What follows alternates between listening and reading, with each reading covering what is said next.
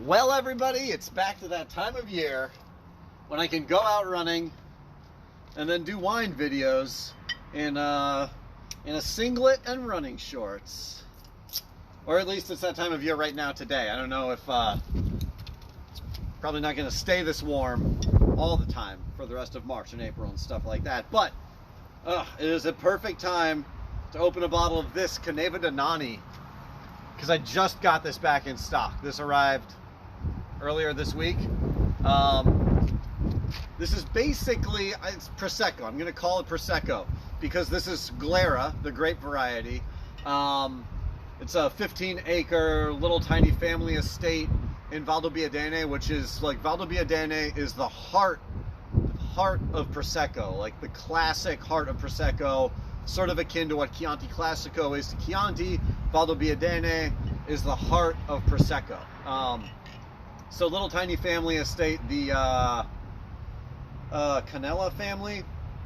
It doesn't actually say it anywhere on any of their stuff, but I think I remember that right. It's Giovanni is the grandfather and Massimo is the son, who's currently who sort of runs the estate right now. I shouldn't say estate, who runs the farm, because it's 6 hectares, approximately 15 acres of older vines, 50-ish years old, I want to say. I remember from when I was there. A lot of them trained like relatively high, like up here, or even like, I think I saw some of them in Tendone, which is like a bit high up on trellises above the ground, because it can be kind of damp here in Prosecco in the Veneto. They basically just make this one wine. They make a little bit of like a real Spumante method Prosecco, but mostly they just make this Col Fondo.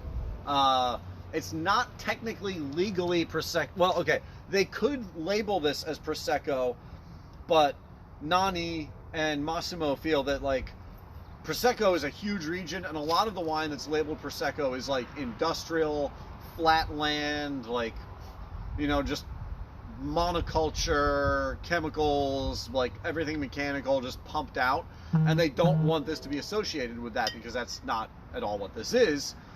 They're in Valdobbiadene, and they could make like Prosecco Valdobbiadene, but Prosecco Valdobbiadene has to be closed and re-fermented in the bottle with a cork, and they don't think that works as well. So this finishes fermentation in the bottle. Col Fondo means that the wine, the Prosecco, finished part of its primary fermentation in the bottle here. I'm going to open this now. I love this sound. That's the best. Look at this. Oh, I can smell it from here. It just smells like spring. It smells like apple blossoms and pear and stuff like that. Let me switch hands. Hear a train coming in the background.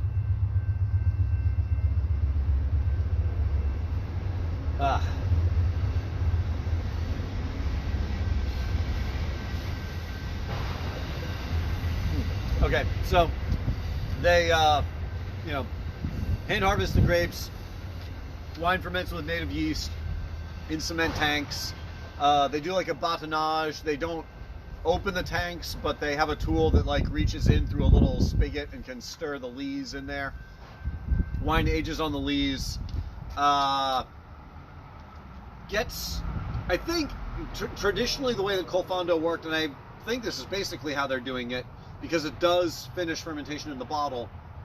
It gets cold enough in the winter that the fermentation basically stops, and then they bottle it in the spring, and as the act of bottling stirs everything up, exposes the wine to a little bit more air, it warms up, temperatures outside warm up, and then the fermentation starts back up and finishes fermentation in the bottle. So you can see like the effervescence is really fine. They're extremely fine, like small bubbles. The effervescence that this has, like you can see them on the surface there. I hope, maybe. It's a very like creamy effervescence.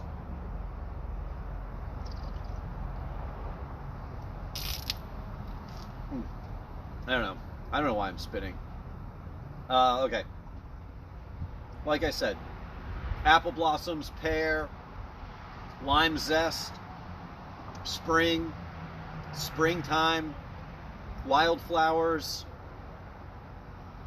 It smells so good. And it just feels good being outside in the sun right now.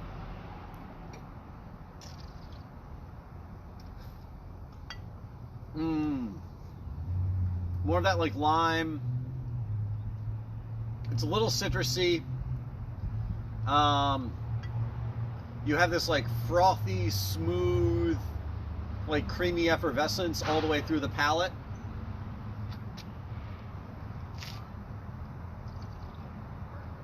It's just like prickly, a little bit of salt, a little bit more citrus on the finish, and then you get sort of like a creaminess. It makes me think of like really ripe honeydew melon or something like that. It's really lovely.